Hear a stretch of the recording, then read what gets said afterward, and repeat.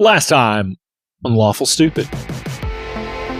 William is here, Beatrice is here, and Mr. Dean is here, and he talks about the case file with you. So the jury, unfortunately, is going to be stacked against you, Beatrice.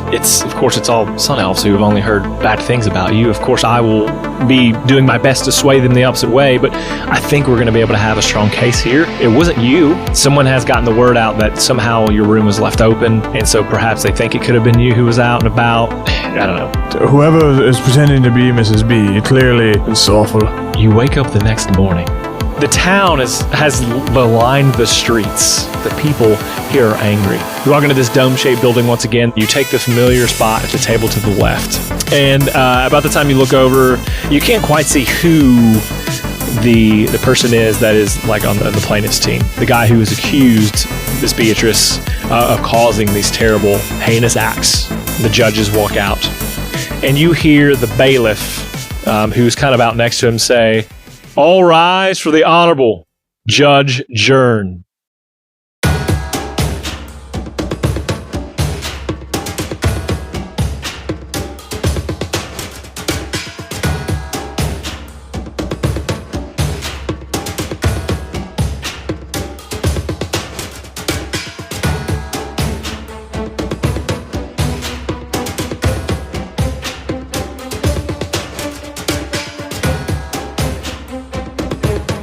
The bailiff says, "The Honorable Judge Jern." Judge Fudge. And as we mentioned at the close of the last episode, Beatrice, it hits you all of a sudden. You realize that this judge, this Sun Elf, is the same Sun Elf that you remember. The reason why you kind of joined the KNG in the first place is he told you that he was going to his people were going to come and destroy your village.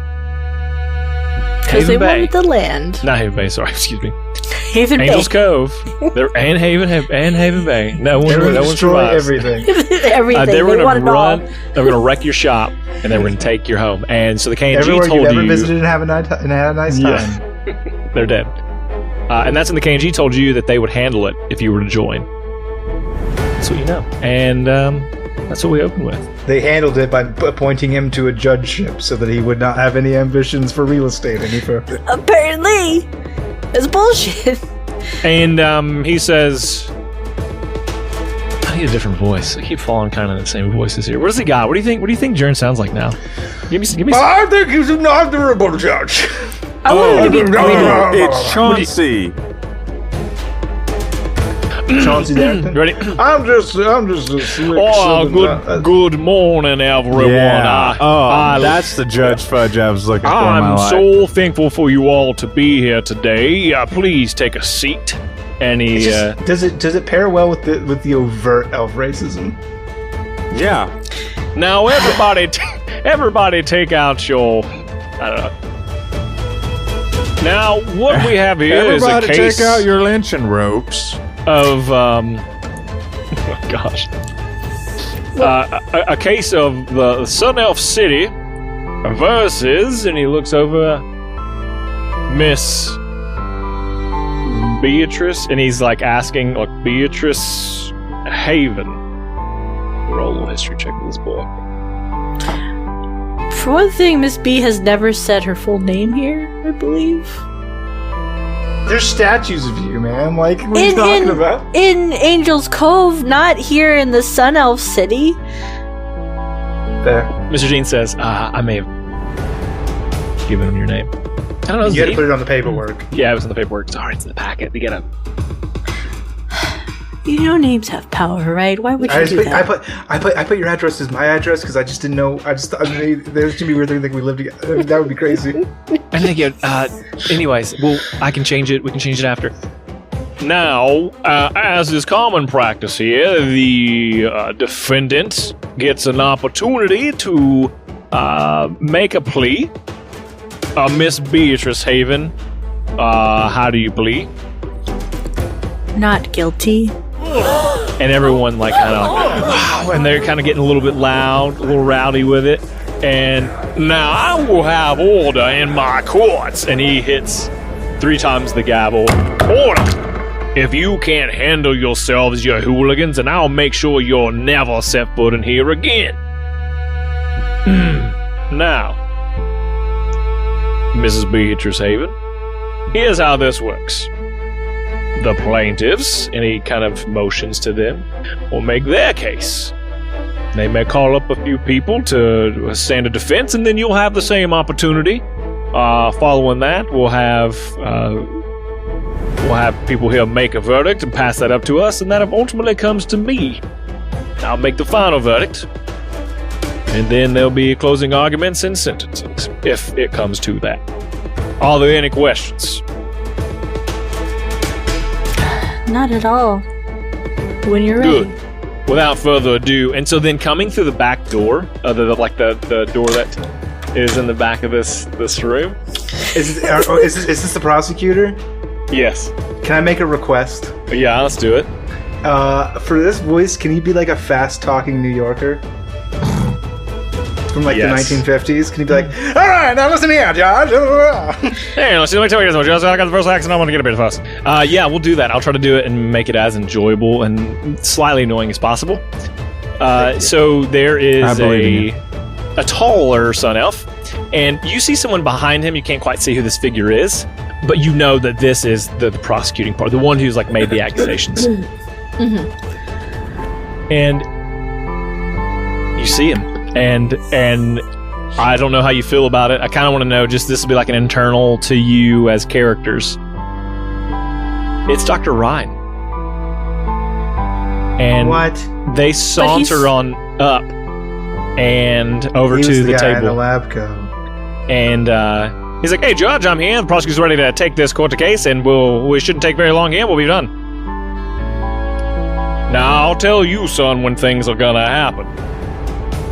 Now here, Miss Beatrice Haven has pled not guilty, which means you can now send your people up here to give any kind of testimony and provide evidence.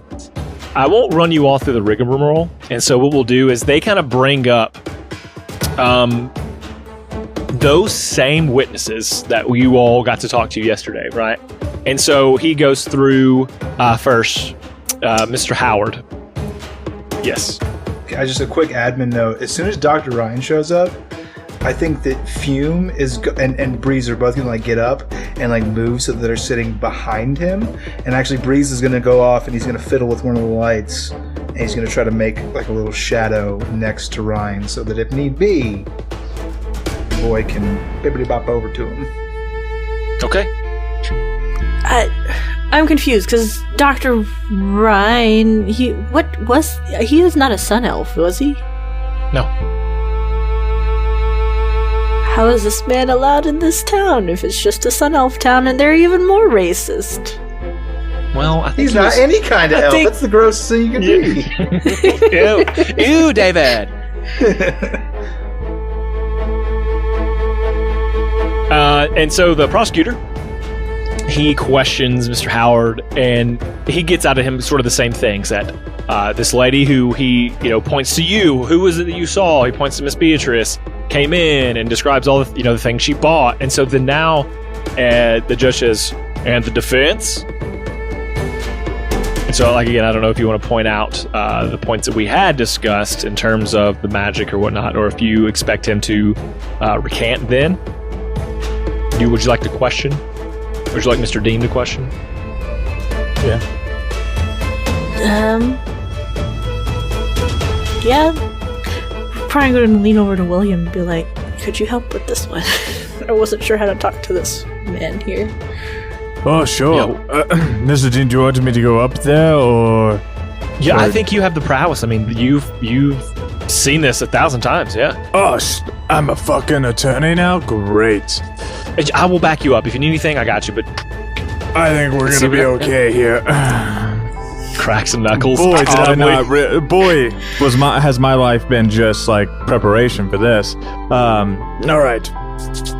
Well, William stands up. He adjusts his, his suit, and he made sure his cape was ready. So he kind of turns and billows. Yeah, okay. Fuck yeah, it is. That's the whole reason I have it. And I approach. It's the whole reason I have it. And I say, it's the whole point.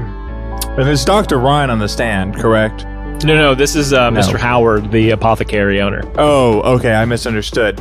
I approach less aggressively, but still confidently. Mr. Howard, is it true that you've never met Miss B before, prior to your accusations the last few days? Yeah, that's true. Is it true that you sound really grumpy? I don't know if I would say that, but perhaps people do perceive me to be grumpier than most. Perfect. I just wanted to make sure you were being honest with yourself and with the court at large. So, when we spoke yesterday, we talked of magic, and the person you saw wasn't exactly the person you saw. When you met Mrs. B yesterday, for the first time, did you feel that that person matched the description or the general demeanor of this imposter the day before? Well, no. All right, that makes sense. The jury is like mouthing to each other. And is there anything that would give you reason or cause to think that our lovely Mrs. B here actually came to purchase these poisonous materials from you, and it wasn't some imposter? Objection, Your Honor. He's leading the witness. That's fair. I'll withdraw. That's fair. Okay. Let me rephrase my question, Your Honor. How often do you sell these poisonous supplies? And he begins like kind of sweating. Sweating? Yeah. Oh, fuck. Now it's all me. Well, I don't exactly just sell. They together when you create, when someone can take them together and make them, then they become poisonous. It's not that me, Mr. Howard, sell them as poisons. Of course. No, of course. I wasn't intending to insinuate that you're the cause of the problem here. The frequency of those ingredients that are sold in your store, would you say you sell those types of ingredients daily, weekly, monthly? I sell them probably daily, except the hay bale was a weird request. Perfect. You've answered my question. You sell these very ingredients every day to multiple people all the time. But then you see someone who looks like Mrs. B, and obviously my rod of detect magic, which I can put into evidence, I guess, but you guys can detect magic, that determined there was magic license, and your shop doesn't allow magic. Is that true? Well, only to concoct the things we make, and that's correct. Myself or my team. Correct. So the residue of magic was the magic used to cause impersonations. Devin, I am staring down Mr. Ryan. Or not staring him down, but like getting a look at him. Can you give anything away? Can I check to see if he's not liking the fact that we're calling him out for using magic? So wait, you're saying that you're asking Mr. Howard, but you're staring at obviously Dr. Ryan. So I asked the question and then I look around the courtroom, but the whole point is to look at Dr. Ryan. Are you trying to stare at him or just catch a glance to see what he's? I just want to see what his face is as I'm saying that somebody is impersonating Mrs. B with magic. Roll perception for me. Yes, I would love to do that for you, just for you, Devin. All right, okay. No one else gets this roll. Don't tell him what it is. Nobody else gets this roll. Okay, I'm gonna see it in D&D Beyond. Dang it! It's natural 20, baby. So that's 21. You just barely. Eye twitches a little bit. Corner of his right eye. Perfect. Doesn't really. No, shoulders don't move. Head doesn't move. Eye twitches. William shouts Firefly. No, I'm kidding. It's on. Perfect. So it's fair to say that you sell these items every day then, and you've only met her once for real.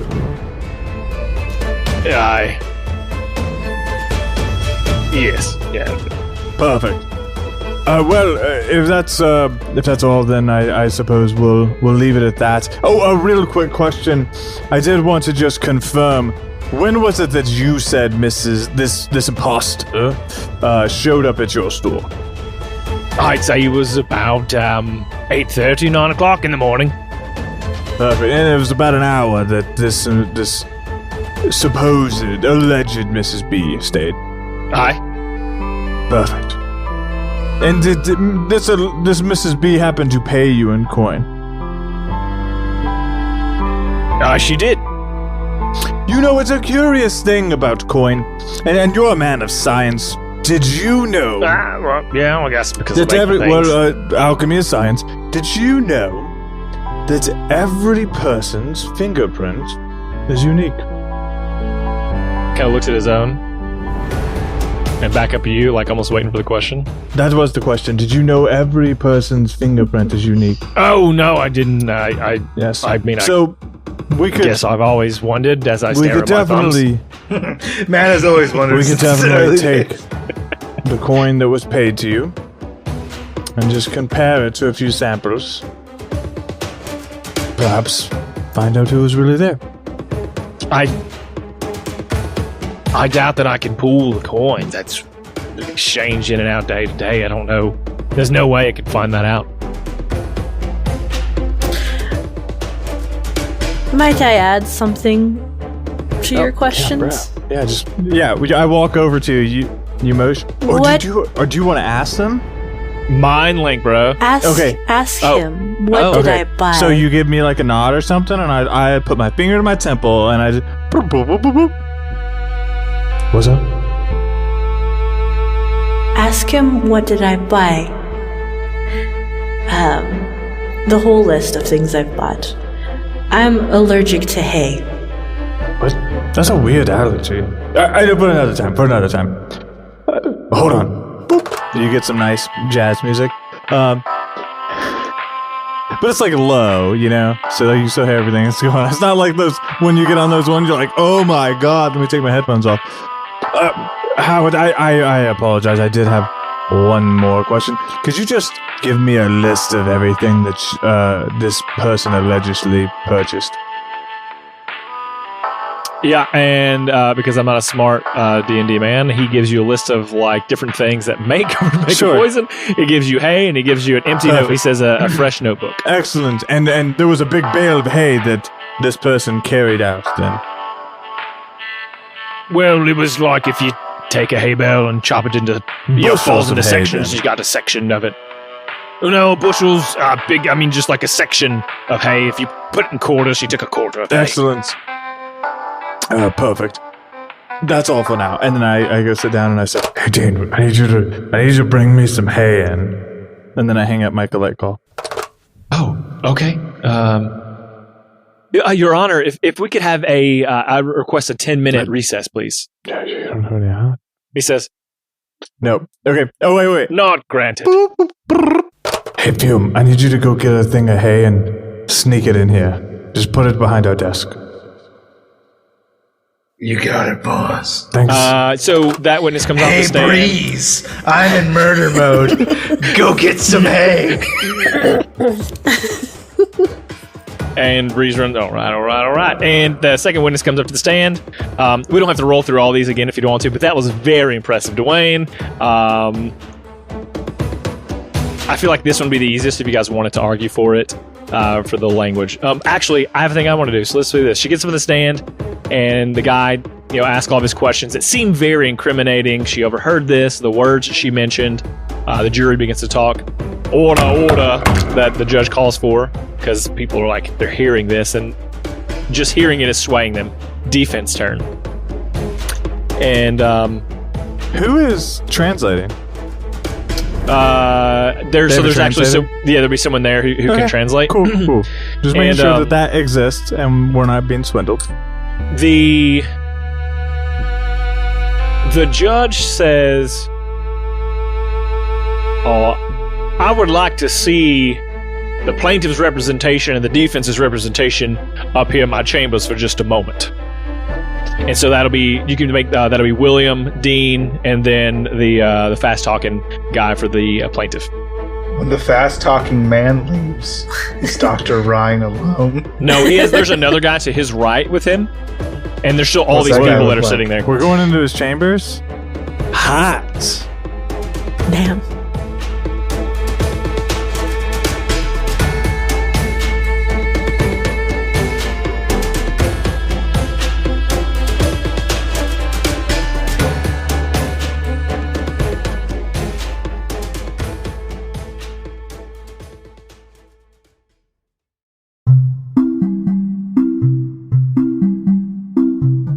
One thing we love at Lawful Stupid, among the other things we love at Lawful Stupid, is spreading the word about your business. Or maybe you want to tell your sweet, sweet grandma that you love her for the world to hear. We want to give you that chance. If you're a business and want to get your services on the air, or just want to tell a loved one a personal message, head on over to lawfulstupid.org/message in a bottle. There you can take around 250 words to say what you want. Business ads are $20, personal ads are $10. Tell the world what you have to hear with Lawful Stupid's Message in a Bottle.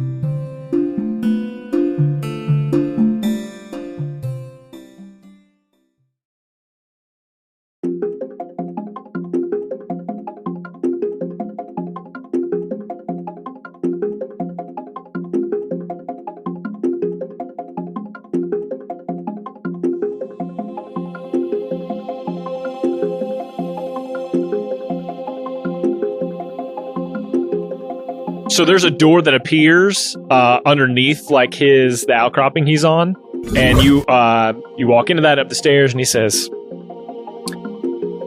"Now I dial my phone to Mrs. B. Okay. Hey, just hold on. You'll be able to hear things when I say them out loud. You just can't hear the other side. And the judge says, "Now there has been a very strange request by Mr. Dean. A strange request by Mr. Dean. To perform some unorthodox, but he says relevant, ways to prove the next portion of the defense's case. Now, I've never seen this done, but apparently he's sure that this is how they're going to determine that, and I don't want to give it away so that the prosecution can't take this away from the defense. But I've allowed it. I've allowed this thing to happen." And he says to the prosecution, "You may exit so I can explain this to Mr." and he points to William. Raven. Mr. Raven. And so the prosecution kind of gives a side eye and he leaves. And he says, "Mr. Raven, it has come to my attention that Mr. Dean here would like to take an unorthodox approach to this next point of proving that Miss Beatrice Haven does not know how to speak Sylvan, because as you know, simply asking somebody if they know a language and them saying no does not in fact prove that they do not know that language." And Dean says, "All right, man, so I've got a friend who can do trances. She's in town. She is known to kind of like a positive psychology, enter the mind, kind of flip how people perceive things, whether that's pain or pleasure, kind of like a hypnotherapy type thing. And so I would like to put Miss B in a situation where she thinks that perhaps you're in danger and that this woman is shouting things in Sylvan. And so the only way that Miss B would know to save you is to listen to what the woman is saying. But obviously Miss B's not going to know, right? And she knows that you're a friend. I guess the point we need to establish is your friendship and your connection for the jury to buy it." Oh, sure. He cancels the mind call. Oh, yeah, we're really close. Okay, I don't know how you do that, but I'm going to let you set that up again. And then the only people who are going to be able to see kind of this vision, the jury kind of knows what's coming up. Yeah, so you've question. Is this like a magical thing that they're doing, or is this like a psychological illusory thing? Yeah, it's illusory. I don't know if I'm saying that okay, right. Okay, good. Illusory. Because I'm sure the Sun Elves being elves, know that all elves can't magically be charmed or tranced, right? We all remember this? Yeah, of course. Okay, good. Just so we know, this is a psychological trick of the mind. Yes. Not magical. Yes. Hear that, listeners? Okay. All right, yeah, I'm ready. Okay. And so he says, is everybody understands? Yes, sir. And so you go back down, and he says, all right, William, take the lead. Is this trans person out here already? She's kind of sitting over to the side, and I guess she's waiting for you. I give the mind call, and I say, "Hey, Mrs. B, these fucking people are weird. So here's what they're gonna do. These son of people are going to give this hippy-dippy, newfangled psychology approach to this. You can call her what she is. She's a mind freak. Yeah, she's a mind freak. So basically what she's going to do is basically put you in a trance to help you tell the truth. So just watch the watch or whatever, the pendulum, whatever she's going to do. Just relax, open your mind. That way you'll be telling the truth because you have nothing to hide. Sound good? Sounds good. All right. And you can trust me. Always. All right, great. All right, so we set them up in front of each other and she sets them in a trance? Yeah, okay. So the people included in this that can kind of see this is she's able to tune the jury into a part of it that is just for viewing, right? So they know it's a viewing experience. They can see this happening, they can see what's happening in real time, but they know without a doubt, no matter what's happening, that it is not real. They are very aware of that. And so then the one who begins to put Miss B in a trance without her knowing it, almost. So everybody can see this, is what you're saying? Everybody can? So what everyone else would see is kind of this woman almost just staring at Miss Beatrice for a long period of time. And it looks like Miss Beatrice is just staring back at her, like in a room. It's almost just like an awkward thing for everyone else, except the jurors, the judge, what are we calling her? The hypnotherapist and Mind freak. Yeah. Mind freak. Mind freak. William. Christina Angel, mind freak. Christina Angel, mind freak, and Miss B. And Miss B, suddenly you're like lifted into the air, and it feels you think you're being lifted into the air, and you're looking down on this courthouse scene, and you're thrown what seems across like the planet and placed onto this pedestal high above this roaring ocean. And well, fuck. You see more land come up, and it comes equal to where you're at on this pedestal, right? Maybe not quite. Mm-hmm. There's like a step down. And it seems like this courthouse is appearing below you again.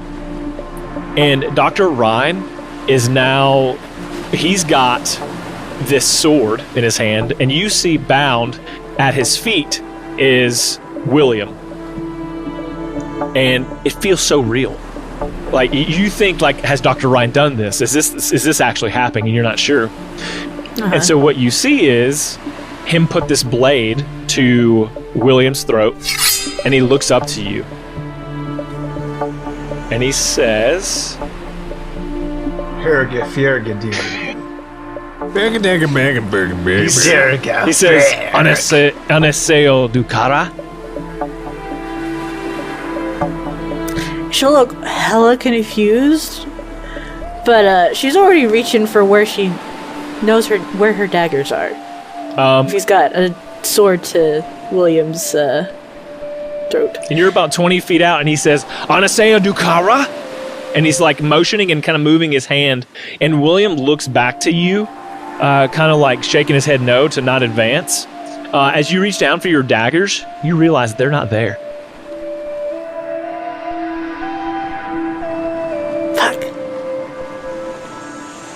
Fuck is right. Yeah. And then he says, Masmian liat ya shabil ansenlim. What the fuck? What are you trying to say? Ansenlim. What? Massimian gonna- Liat is Shablio Anson Liam. God, I need subtitles. She's gonna look at Dr. Ryan. I was like, put the sword down. And he says, Shimaman Ilagas Sibas. She's gonna take a step forward. And he pulls the sword across his throat. And William, kind of, as he's looking at you, gives one last look, and he falls to the ground and bleeds out to death. Yeah, I think, B's just gonna, like, fucking run in and try to attack this guy. Fuck this bullshit. As you run and your fist passes through this character, it turns into a mist, and I don't know what your emotions are now, but you're back in the courtroom all of a sudden. I think she's just gonna end up immediately standing, like, in a huff. Like, William puts his the hand adrenaline on her shoulder. kind of thing. And then she'll look at William, and then just kind of, like, go and hug him. And so Another time, Miss B. Everything's fine.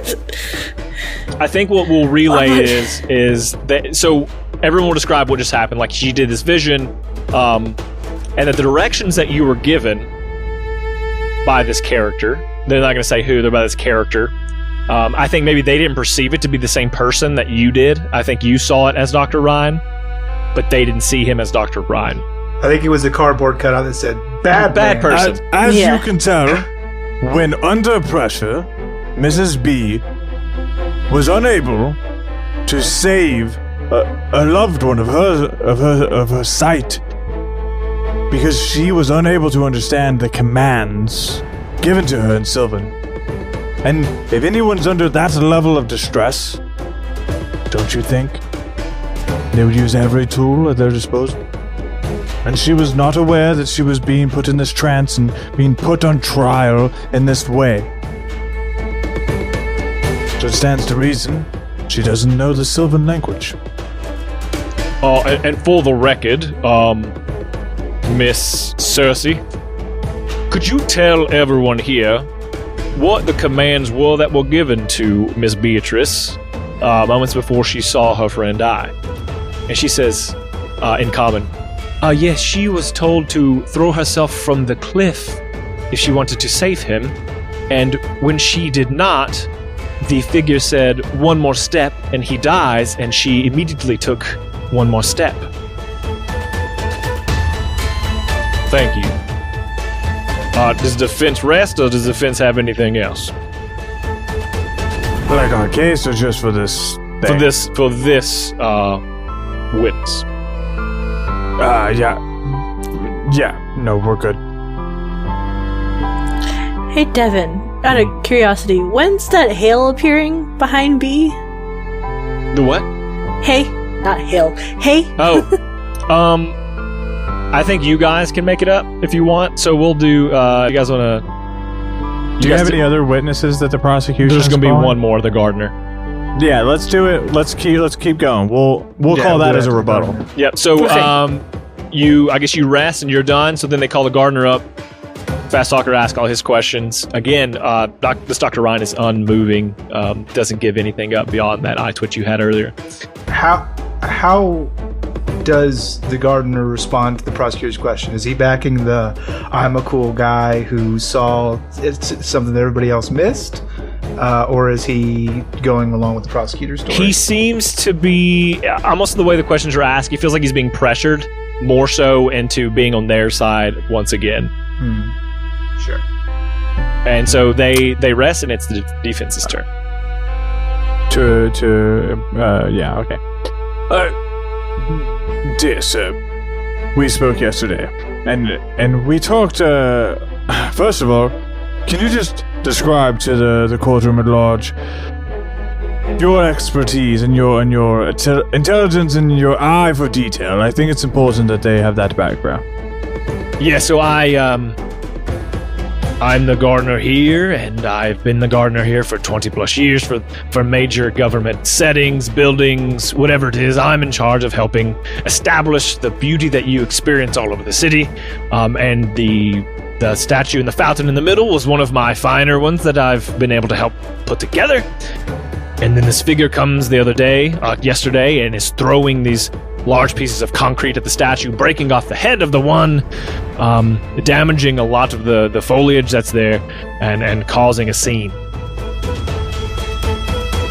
Yes, and somebody of your intellect, does this person just sitting behind me seem like she could just toss around concrete and pieces of statues to cause such destruction?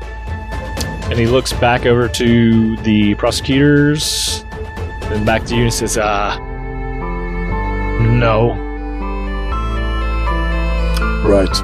And so with your understanding of how heavy those statues are and your general assessment of Mrs. B, does it seem likely that Mrs. B would actually have been the person to do that versus an imposter using magic, which, again, we did determine was on the scene? With magic, perhaps, but if no magic, I would say no. Right. And so the prosecutor came up here and asked a lot of fancy questions very quickly, all meant to confuse you and get you on their side. But I have this one question. In all your years of gardening and statue creating, would someone as kind as Mrs. B, shown from her trance, come and destroy your garden for no reason? In your opinion, of course. Objection, Your Honor. So the character of the defense there doesn't mean that he didn't commit the crime. They're leading. First of all, that's not. I'm not leading. I'm asking a question about. Yeah, you're leading everybody to think that just because she's a good person in your sense, you think that she didn't commit a crime. Good people commit crimes all the time, even if they don't mean to. Sure, but Your Honor. Order. He 3 times. He says. There's a voice from a guard in the back and goes, "He just described an accident." There's a different word for that. When good people commit crimes and they don't mean to, that's called an accident. So he gets ordered and he says, Mr. Raven, floor yours. Yes. Great. What's important here is that we all have histories, we all have our past, and our character dictates what we will do when no one is watching. And if we're, a scummy person, we might commit crimes of evil. But sometimes bad things happen to good people all the time. For instance, Mrs. B is being framed.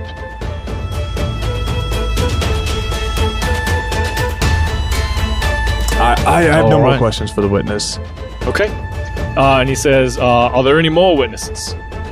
Your Honor, I would like to bring Mr. Howard back up to the stand. I do have a follow-up question for him. As a rebuttal witness, please. I'm sorry, sir. So after he has stepped down, but you can maybe perhaps address it in your final statement. I'm sorry, I can't call this witness back up as a rebuttal. You had your opportunity when he was up, and I'm allowed to recall. I'm not a man of the Sunset Courts, but in proper courts, you're allowed to bring up witnesses, a rebuttal witness to something another witness has said, or if there's more evidence. And when you say more evidence, he says, and he kind of covers like this magical mic he's got in front of him and confers with the 2 lower judges. He says, "Can you fucking do that? I didn't check the rules." Mr. Raven, if your evidence does prove to change the substantiation against the defense at this point, we'll allow it. But if it does not, that will not bode well for your I just need a moment. We will dock you 30 cool guy points. It won't take long, Your Honor, but it is critical to our case. I assure you. And he says, Mr. Howard, come on back up, please. And Mr. Howard, nervously climbs back up to the stand. As a reminder, Mr. Howard, just because I'm an outsider, you are still under oath during this questioning, even though we're not going to take your oath again. And just real quick, you stated just a moment ago. Okay, so again, $50 patrons get to make comments, and Zebra says, as I'm about to question him, proceeds to badger Mr. Howard with no points. Go ahead and knock 30 cool guy points from the defense. Would have normally done, but this is a serious situation. Early in your testimony, you stated that Mrs. B bought a quarter of a hay bale. Is that correct? Yes, that's correct. And she carried it out with her, yes? Yep, carried it right out of them. Well, that's interesting, and here's why. Mrs. B is deadly allergic to hay, and we thought we'd demonstrate it, and I motioned to Dean to, shove that hay in her face. Release the hay. He pulls a string and just falls in the ceiling. Yeah. So I think he pulls out a handful, and he says, I'm sorry about this, but it seems like the best way to prove that you're not that person. Stuffs it down the back of her pants. I'm sorry. And he makes you look like a scarecrow. It's just sniffling and crying and just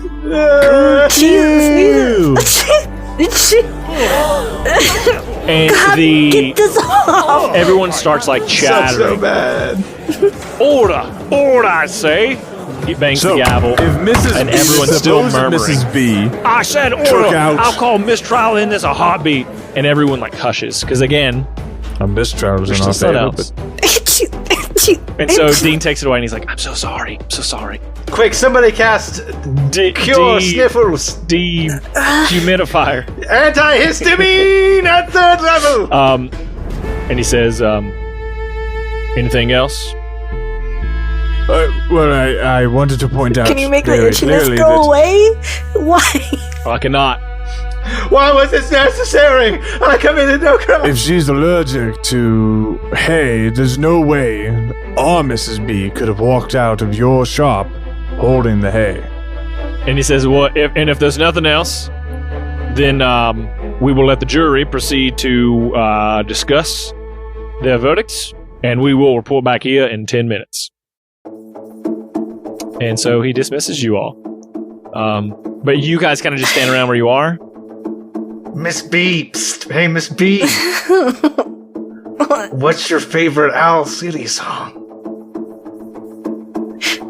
What? I've never heard of that.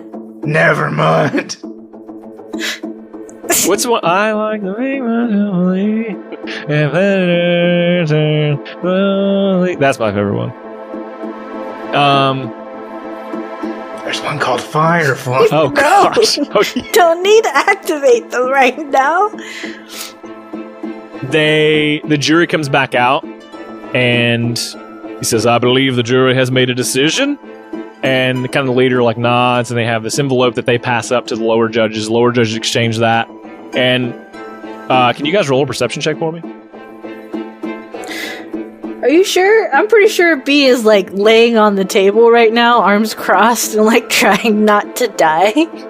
I rolled a 10. That'll be a 26 for Miss B. Dang! Yep. It's a 5 for William. Beatrice, in your sadness and through your swollen eyes, you notice that they are surprised, and they almost seem angry about kind of whatever they're discussing. And then they shake hands and they pass this envelope up. And it just says, with a unanimous vote, all accounts of Miss Beatrice on the count of attempted murder, poisonry, slander, libel, and destruction of valuable property, government property. Not guilty. And half the crowd erupts in anger, and the other half is seems joyful in that solution. And then they almost start infighting with each other. The Sun Elves are arguing amongst each other in the case of Beatrice. And you look over to Ryan, and he looks over to you all, and he smiles. I'm shadow stepping to him. I'm drawing the Light Eater Gauntlet blade and I'm putting it to his neck. Dang. In the middle of the courtroom? Okay. In the middle of the courtroom. And I'm going to say, ladies and gentlemen, pardon my interruption. Thank you so much for finding us innocent. We're very cool. This guy is not. This is the guy who did all the stuff.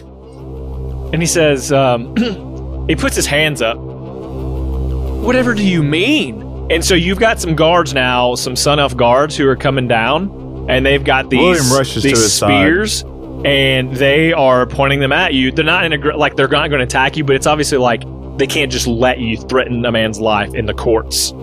I'm gonna hold that blade up to Ryan's throat. I'm gonna look him in the eyes and say, I died once following bullshit that you sold me. I died alone. I won't this time. You can't stop what's about to go. It doesn't matter if I'm dead. I just had to slow you down.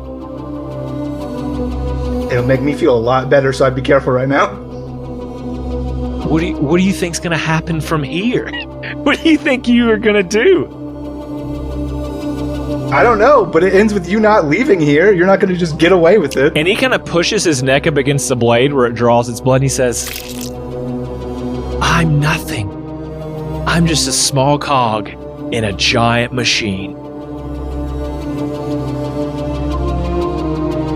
And your job's to slow me down? I already did. Oh, well then I better slow that machine down a little bit too. And I'm just gonna cut his fucking neck. I'm just gonna... At the same time, William says Firefly in your head. Firefly. Yeah. And that's where we'll end the episode. Man, that's a good place. If I had ended it there, what a big dumb idiot I am. Also, I'm not sure I'd handle it. Hey, buddy. Thanks for listening to this episode of Lawful Stupid. Candidly, I have to go throw I away have all a the week notes. to prepare. The prestige! Wow. I don't know, when we do episodes like this, if people will just, why I eagerly wait for people just flocking in and talk about it. It just doesn't happen so much. But I don't know. We'll see. Maybe this will. It does, man. It just doesn't hit when we lived it. We lived it. A year from now, somebody on Discord will be like, "That was fucking crazy." When that guy killed Ron. We're worried about the boss fight Dwayne has planned for C4. We're way doing a different thing, and then somebody's like, "That was crazy when Fume gutted Dr. Ryan in front of everybody." They'll be like, "What? Who are those people?" Cool. Thanks for listening, guys. And on to the next one. Which is one of my crew members, not the next episode. Well, maybe. You're on autoplay. On to the next one. I'm speechless at this point. Fuck. She's speechless and she fucks. Hey, if you want to support the show, you can go to store.lawfulstupid.org and you can get baseball tees. And here's why I'm talking about this specifically, because I'm wearing one and they're comfortable as fuck. You can get the K&G logo shirt. And let me tell you, here's what I want you to do.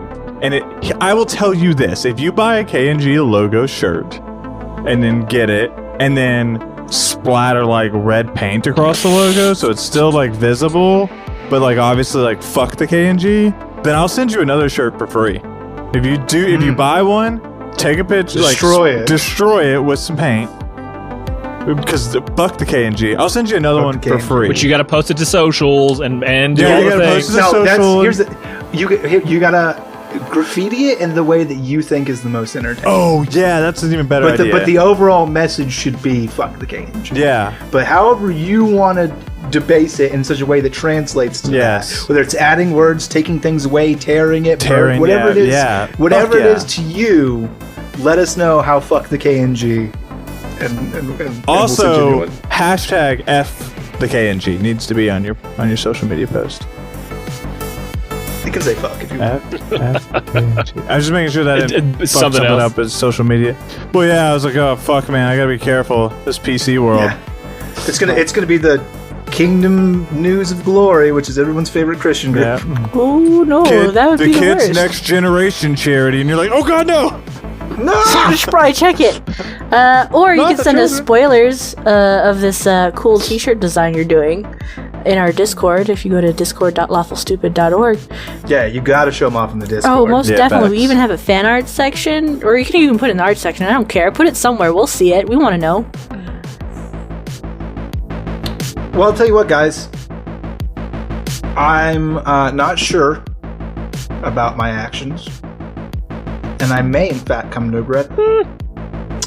We'll do it something together, that I'm buddy. very sure about, and something that I will never regret, is donating to Roll for Humanity and the Adoption Exchange. It's a really worthwhile cause. It's something that's very easy for you to do. You're playing D&D anyway. Pick up one of your D20s, or a D10, or a D6, or a D8, or flip a frickin' coin for a D2. Worst case scenario, you're out $2. But just do a little something good for the world around you, so you can feel like a double hero. You're like, ooh, I was a hero in my game when I killed the evil Rhine, and then I was a hero in real life when, like, I helped a kid have a family forever. So I'm gonna roll right now. I'm gonna get a good number. That is a 4, not teen this time. Devin, it was like a trick for you. It was a 4. Hey man, there's no shame in this what'd you say game. it was again? 4, Just to baby. really drive it home. $4 whole dollars. Right, you did get $4 whole dollars the Adoption Exchange didn't have before that they do now because of this thing that we do. That's beautiful. I love it. It's true.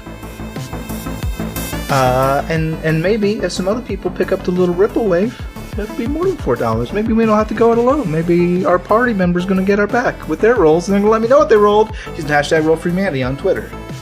I love it. Okay. Very nice. Tis my time.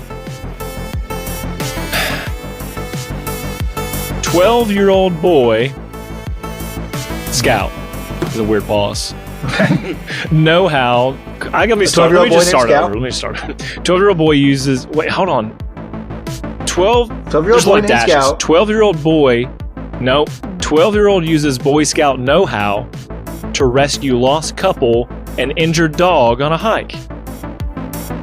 Okay. What is... I gotta read this in this. But that's it. 12-year-old boy uses Boy Scout know-how to rescue lost couple and injured dog on a hike. Okay. Got it. Sure. It was like, struggle boat.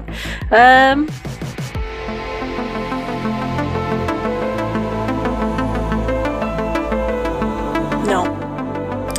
All right, cool. Good story. Yeah, I'm Dwayne. sorry. Yeah, no, say, listen, this 12-year-old boy, he's got Boy Scout know-how. And let me tell you, that's important. Because he rescued some people. But here's what they don't want you to know, that nobody wants you to know. This 12-year-old Boy Scout, he fucking put them there.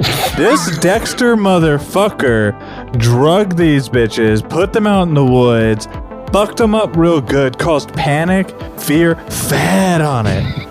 Bad on it. This is the world's next Ted fucking Bundy. And you all are celebrating him. What does that say about you? He put him there. What does that say about you? I don't know. Going to be pretty introspective tonight, I think. All right, so here's the thing about this story. You might think it's cute to prop up and cheer on a paramilitary organization whose entire goal is to corrupt the very fabric of this nation, the future of this nation, and our youth. That's all right. Buy some popcorn. Enjoy it. Maybe it'll pair well with your grains or whatever grasses you graze. You fucking sheeple. That's it. Just gonna shit on the Boy Scouts. I love just- the Boy Scouts are paramilitary. They are. Google it. It's in their fucking charter. Basically, They're a paramilitary yeah. organization.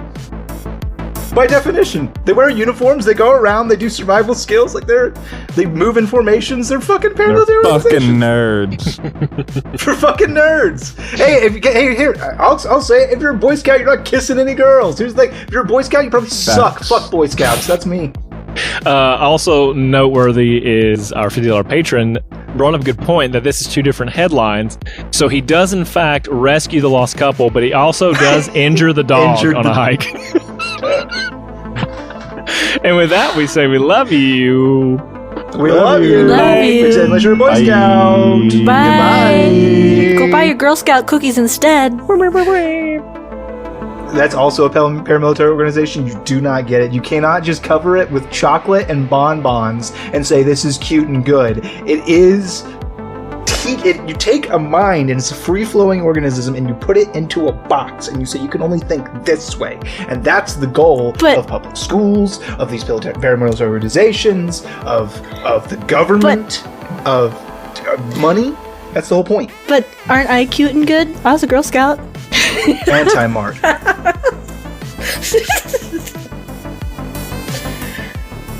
Anti-Mark, done.